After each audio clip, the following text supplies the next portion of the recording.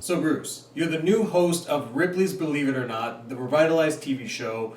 And were you familiar with the content prior to becoming this host? Did you read the books, watch the old show, or visit the museums? Yeah, I watched it. I read the book. I read the Ripley. Had an old Ripley book, a red cloth-bound book that had all kinds of crazy drawings and stuff. I watched the TV shows, so it's pretty standard in our household too. That's why you do shows, because you've heard of them. It matters. Have you heard of the company? That's what agents now, hey, somebody wants you to host. Who is it? Ripley's. Have I heard of it? Yeah. All right, let's talk to them. You'd be amazed how many schmo companies there are out there. You've never heard of them in your life. Is there anything that you've seen on the show that you couldn't actually believe yourself? No.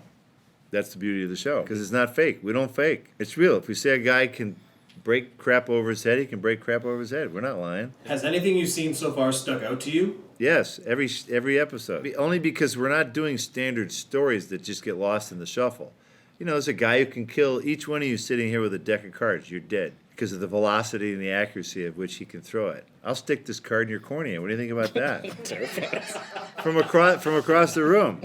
But the guy, you'd walk right past the guy in the hall. A totally unremarkable individual, except the fact that he could kill you with a deck of cards. So that's why he's on the show. You can't single anyone out because they're all kind of amazing like that. There's a guy who has the record of how far can you throw a paper plane. Everyone thinks, yeah, I could probably do that. Your plane ain't going to go for shit compared to this guy.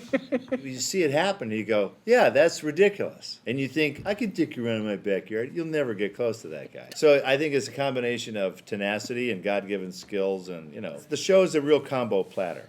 It's natural wonders. It's nature. It's disgusting, but it's nature, or it's weird, but it's nature. So again, we're not faking anything.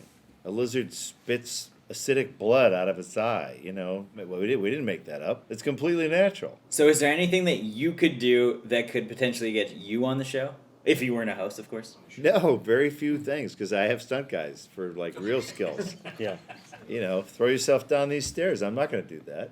Get the stunt guy. Get in there, man. Be a hero. Rysho Vezilev, best stunt guy on the planet. He doubled me for Ash vs. Evil Dead for 3 seasons, and we beat the shit out of that guy. I'd hear across the stage, smash, crash, because they'd be shooting with a whole separate stunt unit. And I'd see him come limping away from the set. I'm going, Rysho, how'd it go? He'd go, fuck this shit, boss! But he would always say boss, so it was okay. But great stunt guys. Stunt guys are supposed to make you look cool. They got to move good, too. You can always get a big dope to throw himself into a wall. But how do they move? Do they move like you at all? Right? Yeah. It's a finesse. Yeah. There's a lot of jokers who can throw themselves down the stairs. How involved behind the scenes are you with the show? Do you get to choose some of the stories that go on it, or is it just a team that picks stuff and presents it to you? No, we have very talented producers who go through a lot of footage. This is like a lot of footage to find these 60 stories. So to get 60, how many did they look at? There's not enough hours in the day to comb through that footage. So they found a lot of good stuff, I thought. So tone was just important to me. How we put it together, how we treat these people. So this must be a nice gig then. Like, instead of being put through the ringer like in Evil Dead and all of those movies, you come in, you host, and you're treated well. Yes, sir. That's how it works. If you stay around for 40 years, you get to do stuff like that. That's how it works. You're starting to understand how it works around here now. I'm done lying on cellar floors covered in blood. I want to be a host looking at teleprompter. Would you do a game show or something like that? Yeah, why not? I'm entering the Wink Martindale phase of my career. Sure. I play crooked politicians and gym teachers. Yeah, man. I got it covered. You're known as quite the dapper fellow, so how much say do you have in your wardrobe? Well, we had a philosophical discussion of what the guys should look like. I dress a little more whimsically than a host would look. We wanted him to look professional, but not like a band leader. I look like a used car salesman or whatever. I like a yachtsman. But that's not quite right for being a spokesman. So we toned it down. Sometimes it's just that simple. And then if you pick clothes that you like, that helps too. And if they're worried about the green jacket versus the blue jacket, we're worried about the wrong thing. Know what I mean? For those that are unaware, you were in Spider-Man 3, and you had a line that really stands out and was kind of memorable for some. Was this improvised or was this in the script? And I want to do something very special. I love it. Romance. I am French. We dicked around. Sam dicks around. And Toby got relaxed because he realized he couldn't shake me at that point. Because Spider-Man 1, Toby was like, yeah, this is Sam's friend. Oh, yeah, he's from the Evil Dead movies. Hi, how you doing? Second movie, he looked at me weird. He's like, why are you back? And why are you playing a different character now? I don't get it. He was confused. And Sam was like, don't worry about it. It's okay. And so Toby kind of was like, yeah, whatever. So by the third movie, he's like, oh, I see. We can't make Spider-Man without Bruce Campbell. Is that what's happening? I said, yeah, now you get it. And so he gave up at that point. I think, we dicked around with it. It's fun to fool with scenes because writers don't always have it all figured out. A writer who won't let you change his words is a D-bag, in my opinion. You got to be a great writer to pull that shit. Don't change my words? Really? How good are your words? They better be amazing because most writers don't even say the words out loud. They say it in their little head in their room, in their apartment. Sounds great in their head. Wait till you say it. Wait till you say it out loud. I give shit to writers all the time. Say that. Say that out loud. I'll give them their own dialogue back. Tell me how you would say that. I go, and I'd watch them stumble. Nailed it. It's a process, sir. Even on big movies, you should dick around. You got to try and find it. You got to make it work. You're spending all this money. It's got to work. The scenes have to work. So you better fool around with stuff. Are there times where you would question the realism of the script and just say, no one would ever say this in real life? Yes. All the time. All the time, because writers are writing to an effect. But the actual, where the rubber meets the road is where we have to then deliver it. And sometimes they'll be on set, and sometimes they're smart enough to go, yeah, boy, let's fix that. Or the ones who are too insecure will go, no, can you please try and do it how it's written? Even though they know it sounds like crap. It's just inexperience. With your hosting duties, were you heavily scripted? We were scripted, yeah. And then the trick is to just put it in your own words. Because I never want to change the intent of the story, because everyone has a story that you tell. You tell their backstory. It's just there's ways that words can tumble out of your mouth a little easier. That's all. And a lot of times on TV shows, I tell writers all the time, look, I don't want to change your plot. I know Colonel Green has to get to Kenworth Street at 9 o'clock with the Glock in the green van, but do I have to spew this shit out? Like, facts are the worst. Think of all the facts. You got to meet Colonel Jenkins at 9 o'clock with the Glocks at the Brown building with the thing and the thing and the thing. It's like, you're doomed. Now you're just remembering shit randomly. That's the worst dialogue. Back and forth dialogue's easy. Hi, Ken, how you doing? Oh, fine, how you doing? Oh, no problem, how are you doing? You get into a rhythm and you figure out what we're talking about. That's easy. But lazy writers, state the plot. And you watch any opening of any Marvel movie. Colonel Jenkins was using his power that he gained through this and that. And therefore, that's how he found it. 14 years later, he found out that I want to hang myself. Come on. Show me, don't tell me. Being this is Ripley's Believe It or Not, is there something that you can share with us that we might believe or not? Do I have lavender on my property? Do you believe it? I do, and it's wonderful. It was on our property when we bought it, and it was either let it die.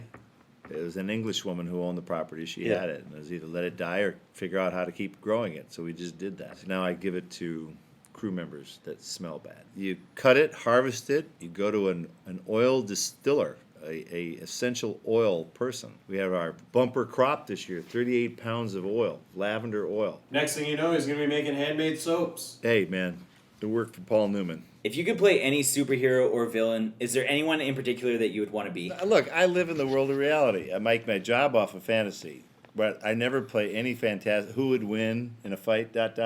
Here's the thing. You want to know why I don't want to play any superhero? The costumes. No actor has liked the Batman costume. They probably have Batman Anonymous meetings about how they got PTSD from wearing that stupid costume you can't urinate in for 8 hours. You want that? My bladder is not interested in that job. Well, how many shots are actually Tobey Maguire in a Spider-Man movie? Name how many shots as full Spider-Man.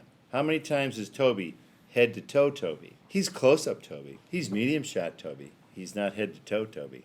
That's Digiman. Or it's Mr. Stunt Pants. Because Tobey's going, I'm not going to get in that suit anymore because I can't urinate in that suit. Movies are getting very complicated to make. Where is My Dinner with Andre? It's My Dinner with the Alien now. I mean, everything has to be complicated. Why is that? Why are the children of today so craved for entertainment that they must have such massive amounts of fantasy shoved down their throat? What is the need for escape, even though I'm making money off of it? What is that need? It's even greater now than it's ever been. I think directors should be more respectful to the material, to make their style slave to the material. Watch A Simple Plan. Directed by Sam Raimi. You'd never know it was directed by him if you didn't see it. stylistically. He'll let Bridget Fonda and Bill Paxton talk at a dinner table for a couple of minutes. No cuts. It's just two actors talking because it's a simple plan. The whole movie starts real simple. And then as it gets more complicated, the photography gets more complicated. Yeah. It's really amazing. And then Evil Dead 2, look at that. This camera never stops because it's a fantastic tale. So he's using wide-angle lenses and, the cameraman said, Bruce, on the street, no one will ever recognize you unless they see you from down here. Yeah. I did a movie with Ernie Hudson called Tornado. We had to hide in a tornado shelter, in a farmhouse. Yeah. He goes down first, and he looked back up, and the doors opened up, and I was silhouetted coming down these stairs. He goes, shit, you're the Evil Dead guy. He needed that visual to remind him of the guy coming down into the cellar. He's like, I saw that in the military when I was in the military. Now, we've all heard some rumblings, but is there anything you could share about the Evil Dead video game? Oh, it's coming.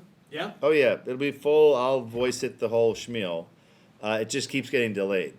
Only because they're trying to keep it, real. Games are always moving so quick, and the formats are changing, and they're becoming like movies.